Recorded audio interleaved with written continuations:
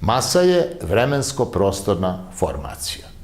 Vreme je beskonačno i ima ma koliko centara u koegzistenciji. Dva centra vremena čine radijus i radijus daje sferu prostora.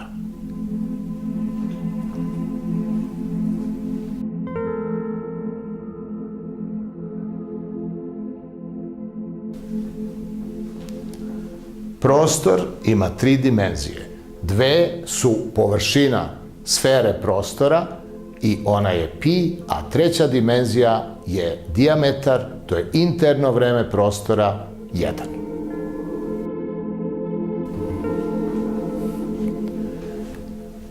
Sfera prostora, čiji je dijametar 1, postaje osnova za novu sferu prostora, čiji je dijametar 2. Dakle, prva sfera je radijus za novu sferu. Gravitacija je temporalni poredak masa u prostoru i ona ima čisto vremensku prirodu, a paralelni svetovi se razlikuju po veličini.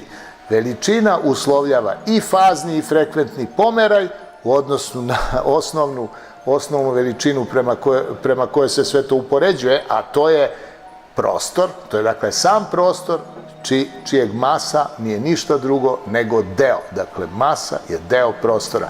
I kad se razlikuju mase, elementarne mase, onda se razlikuje i osnova od koje su svetovi, paralelni svetovi, izgrađeni kao posebne strukture sa posebnim internim vremenima. Materija se sastoji, dakle, iz vremena, prostora i mase.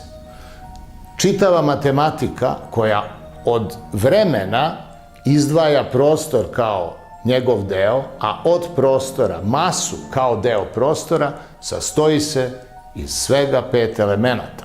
To je 0, 1/2 kao harmonijska proporcija, zatim jedinica kao jedini broj, pi za prostor, 3, 14, 1, 5, 9 i malo fi za masu kao interno vreme mase, 0,618, 0,33. S ovih 5 elemenata mogu se izračunati sve fizičke konstante kao bezdimenzionalne i tek na to se dodaju dimenzione skale.